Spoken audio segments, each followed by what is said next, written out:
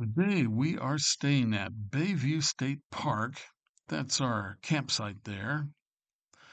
This is an owl head carved into a stump. It might be a cat too. And this is the view looking out over Padilla Bay or Padilla Bay from the campground. And we'll have a lecture by the Sardis Raptor Center about eagles.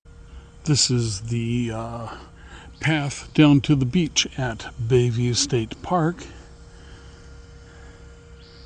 That is part of Puget Sound out there. I'm not sure what the actual inlet is called. Straight across, you see that plume of steam is a fuel refinery, I believe. And they have some cabins here. And here's the path we took from our campsite. And then this here is some of the full hookup sites. Right here obviously is the most desired one because it overlooks everything. Most of these sites are packed in pretty tight. It's a nice relaxing spot though.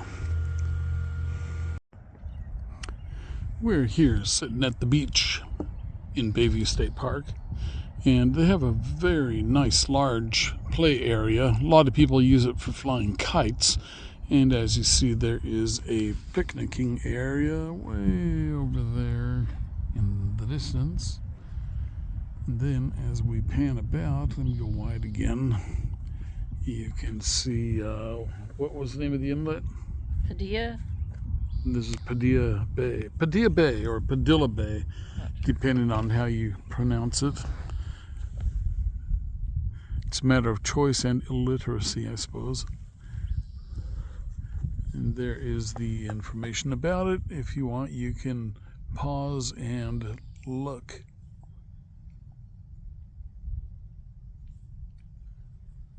And back to our continued pan of the bay.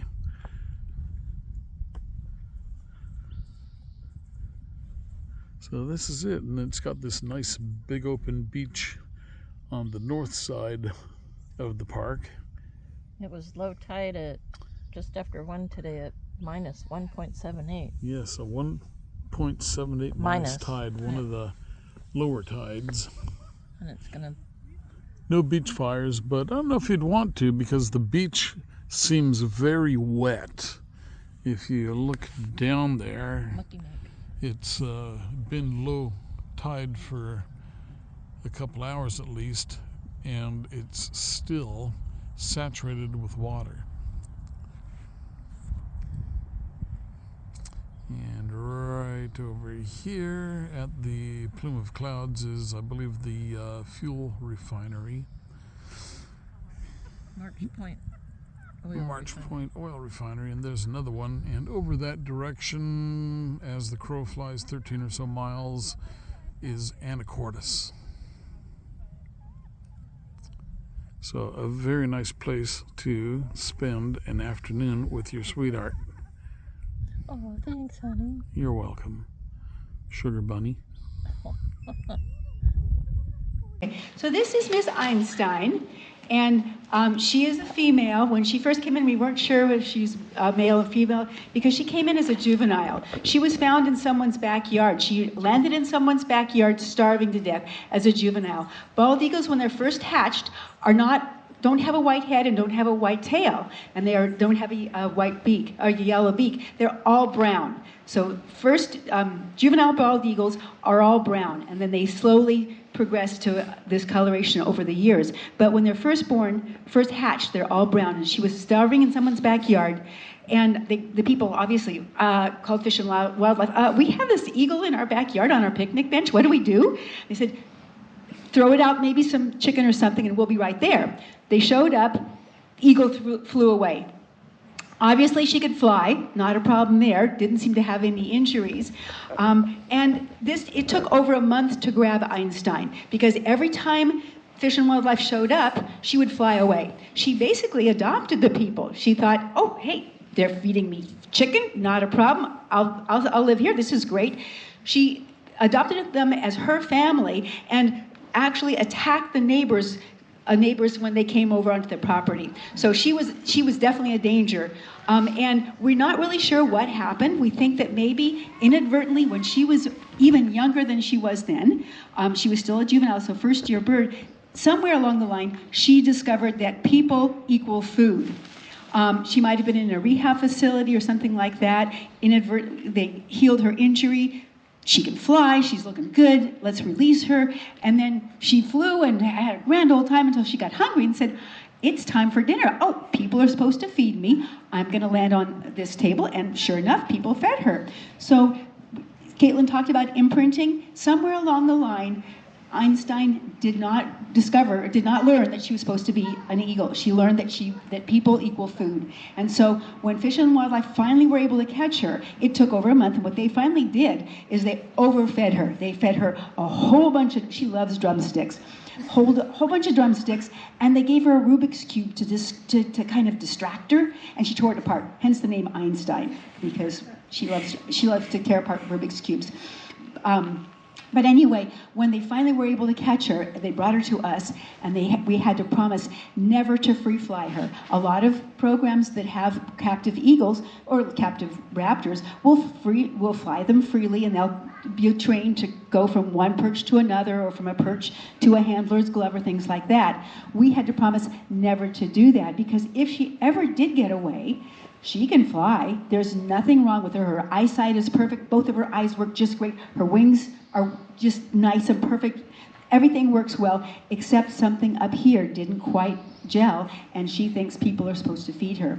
Which also, and Caitlin mentioned in the spring, is a problem, because they also look to us for mates. So in the spring, we have to be very careful that we don't provide her with any sticks, because she thinks, sticks, I'm gonna make a great big nest, this is my nest, and then people ignore her and she gets very angry. So we have to make sure that she doesn't have nesting material in the spring, because she can get pretty dangerous. And I don't know if you can see, but she has nice long, inch-long talons, big feet. She's about 10 pounds? About 10 pounds. So she's on the smaller side for a bird. I mentioned earlier that eagles can range from about 8 pounds to about 14 pounds around here. Up in Alaska, they can get up to 16 pounds. Golden eagles also have about the same size range, but we don't have golden eagles around here. Most golden eagles are usually eastern Washington birds, because they prefer open grasslands for hunting. They hunt things like hare and rabbits and things like that out in the open land. So they're more eastern birds, but they have the similar size range. Depending on where you are, if you're farther north, you tend to be bigger. And if you're farther south, you tend to be smaller. So we have 8 to 14 pounds. In Florida, they have much smaller eagles, because it's hot. You want to be able to dissipate heat. If you're larger, you retain heat, just like penguins. The larger penguins are found in Antarctica, and then around the equator, you have the blue fairy penguins, which are only about a foot tall. So they're really tiny. So it helps to be large if you're in a cold climate. So Einstein's about 10 pounds. She's about on the smaller side, but she's still a pretty good, it's a pretty heavy bird to hold on. I'm grateful for the perch. Yes, hence the perch. Sometimes we use what we call a cheater stick, where we have like a perch, a stick that has a crook in it. We hold her on the cheater stick as well. So you can see she has that beautiful brow ridge. She has the beautiful big beak. But I mentioned when she first came in, she was all brown. She had brown head, brown eyes, brown beak, brown tail. Bald eagles are like that. The first year, actually, they even have longer wing feathers than their parents. Those feathers that are on the edge of after their wrists are called primaries. Those are the ones that are actually very, very long and that they use for flapping. Those primaries are up to an inch longer in first-year birds than they are in their adults, because when you're learning how to navigate the skies and things like that, learning how to flap and fly, it helps to have extra long wings for stability. Kind of like training wheels on a bicycle, they have training feathers. And so we knew she was a first-year bird. She had long feathers. She also, on the first year, the end of the feather has like a little wing to it, a little spike on it as well. Not quite sure. I guess it helps with the stability or whatever. And then they lose that the next year. Every year, birds lose feathers and grow new feathers in, because if you're hunting and flying and stuff, you want to have good feathers. If you break a feather, you damage it when you're hunting, things like that, you can't hunt as well. So every year birds lose feathers and grow in new ones. And when they're about 3 years of age, bald eagles start, their feathers that grow in start being white. So at first they have just a couple of white feathers in their head and maybe 1 or 2 white tail feathers. And their eyes, instead of being brown, are starting to turn from brown to a muddy brownish yellow. The beak grows just like our fingernails, grows from the tip, from the nostrils out, and slowly grows out. And just like our fingernails, if we would go hunting and stuff, they would break and wear off. Well, when they're hunting and after they've eaten, they will rub their beaks on branches and stuff, so it wears down as well, so it doesn't overgrow. In captivity, oftentimes we have to be careful because they're not getting a natural diet. We feed them a whole diet, but they're not actively hunting and things like that. So we always monitor our birds' beaks, because if it gets too long, then they can't eat properly, and we have to say, oh, sorry, it's time for a beak trim, and they don't like that. We have to grab them, hold their feet. Raptors use their feet primarily for defense, so when we grab a bird, we want to make sure that we immobilize their feet first, and then their head is covered so that they don't attack us, but especially in an eagle, because they can turn around and bite your nose. But for a small bird like Spot, as long as you have the feet held tightly, you can mess with their beak and trim things and dremel it off and file it down so it's a nice sharp point, but not too long so it doesn't get in the way when they're trying to eat. So the beak grows out, starts out kind of yellow at the tip, by the face, and then slowly grows out over the course of about 3 years. So from between 3 to 5 years, they molt out those old feathers, grow in the new feathers, and by the time they're 5 to 7 years of age, they are fully grown, they're adult, they have a beautiful white head, bright white tail, yellow beak, yellow eyes, and they're ready to go find a mate. Like most birds of prey, those are called baits, and you notice that we have equipment on both legs, because raptors hunt with their feet, they have very strong legs. And if you have equipment on both legs, then if they jump off and they bait like that, it's not going to hurt them. They're not going to strain any muscles or something, and they'll be fine. You don't want to just have equipment on one leg, because if they jump off, they could strain a muscle. So we always have equipment on both legs.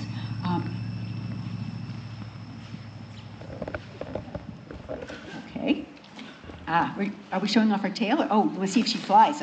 Great. She's got about a 6.5, 7 foot wingspan. Eagles have anywhere from a 6.5, 7 foot wingspan to almost an 8 foot wingspan for the larger females. Let's see, where was I? Long wing feathers. Long wing feathers. They grow in their feathers every year because they want to have good feathers. The beak growing, okay. So mate for life, that's where I was.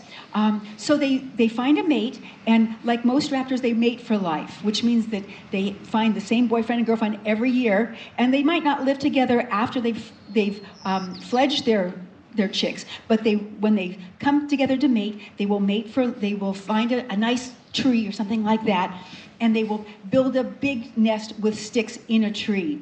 And every year, if they found a good spot, and it's been successful in years past, they will just add new sticks. And so they keep adding and remodeling and adding and remodeling. And the biggest nest that I've read about was a tree down, I think, in Florida that had been used year after year, generation after generation, and covered actually 3 trees. It was 9 feet wide, 18 feet deep, and weighed 3 tons. That's 6,000 pounds. This had been used for, it obviously was a prime real estate spot. I think, but unfortunately what happens too sometimes is those nests get so big and the tree just can't take it, and nests will fall to the ground. And we had an eagle in a while back that was with us for many, many years, and he was in a nest next to a river, or next to a lake, and it was a man-made lake, and the water level rose, and the tree crashed to the ground, and his sibling was killed, but he lived with us for many, many years. He had a damaged wing. When you're hunting, you need to have 2 wings that work really, really well, and he unfortunately had, we thought that his wing was perfect. It grew in. When he first came in, the wing was so damaged that part of the bone was sticking out, and we had to cut off part of the bone. It grew back because he was so young. It grew back in really well. But unfortunately, instead of being nice, flat surface, there was a slight gap in those feathers, and that's all it took so that he could get up into the air, but he couldn't stay aloft because they're pushing against the air all the time. And if you have a gap in those feathers, then it's not going to work. And he was permanently grounded. He could only fly about 30 feet. So it's really, really important that everything works properly. So they make big nests. They usually have 2 eggs, sometimes 3, but it's really hard to raise 3 chicks unless you have a really, really good location and lots of fish. So mom will sit on the eggs, hatch them out. Now, someone earlier was asking about bald eagles and whether they were still endangered. In the 70s, DDT was used widely around the United States to kill insects, and the farmers used DDT to kill their pests. And unfortunately, DDT is not toxic to eagles or to birds of prey, but it does make their eggs, when they lay eggs, very, very thin shelled. Their shells are so thin and they're so delicate that when the eagle or the birds sit on the nest, they would break the eggs. And so we were down to fewer than 400 nesting pairs in the whole contiguous lower 48 states. Alaska, because they don't have as much agriculture and they're farther north, managed to avoid that. But down here in the 48, we were down to fewer than 400 nesting pairs nationwide. DDT was banned. Unfortunately, it's still used in South American countries, so sometimes there are problems there. But up here, we've slowly, with rehab and with captive breeding and things like that, we've gotten the numbers back up, and they're off the endangered species list. They are still protected under the Migratory Bird Treaty Act, but they are no longer endangered, which is really, really nice. Squeezing pressure. Oh, okay, yes. So when you're hunting and you want to grab something, you want to make sure it doesn't get away, right? Bald eagles can exert 200 pounds per square inch of pressure with the squeezing. So I mentioned the ratchet system. So that ratchet system engages when they pull their feet up, and the only way they can let go of that ratchet system is if they relax. I mentioned about the hunting, the youngsters, about hunting strategies where they scoop and grab, and imagine that you're a juvenile bald eagle, and it's August, September, mom and dad have been feeding you all the time. Now it's time for you to start learning how to do this on your own. So you're going to go out and you're going to look around for a nice juicy fish. Oh wow, that one's pretty good. I'm going to swoop down and grab it. But I'm a small male. I only weigh about 8 pounds, and I've never done this before. And oh my goodness, this fish is way too big, and I've got hold of it, and I'm not going to relax. And I'm in the water. Well, remember how juvenile bald eagles have extra long feathers to help with this flying? They also make really good paddles. And if you're in the water and you've got hold of this fish and you're not going to be relaxed, you paddle to shore, and then you can take a breath and you can stand up and relax your feet. So oftentimes you'll see, I've seen videos, I've never actually witnessed it, but I've seen videos of eagles paddling to shore, desperately trying to get back because they can't get off. Someone did mention that he did see an eagle taking off from the water, but it is really, really difficult. They don't do it voluntarily. It's a really tough process, so they much prefer not having to worry about that. Let's see. What time are we at? So I want to do question and answer too. Yeah. Oh, it is actually 8 o'clock. So does anybody, we'll do one more photo op with Aimee, and then maybe we'll let Caitlin's arm relax a little bit, and we'll be answering questions. So if anybody has any questions for us, we're glad to answer questions. And we have some questions for you too. We've made what we call ambassador cards, which is a picture of one of our birds, and on the back it'll have a fact about that bird. So first of all, questions from the audience? Okay. Yes. I was told that eagles can live a very long life. Yes, the question is about mentioning how long eagles can live. In the wild, they can live 20 to 30 years. In captivity, it could be even longer than that because, of course, they don't have to hunt. They don't have to worry about medicine if they're sick, things like that, so they can live 30, 40 years in captivity, yes. Also, before you leave, if you want, there's a brochure on the table, a newsletter from us as well, so feel free to pick up a newsletter. We are going to be up at Birch Bay, and we're going to be at Skagit County Fair with hopefully a lot more birds for their August county fair. Any other questions? Okay, well, Einstein does not like being in a smaller crate. She says, I want to be out, I want to feel the air, I do not want to be stuffed in my crate. There. She's a good girl. Yes? How old did you say? Einstein is about 10 years old. 11. 2009. Oh, no, she's more than that. She's 14. Sorry, I lose track of the time. She's 14 years old, and our barred owl is about 11. Question, yes. Oh, yes. This is another featured bird, Spot, a barred owl, and it's a female that was rescued. And they put on a really nice show from the Sardis Raptor Center, and they have a location up near Bellingham. They are a nonprofit.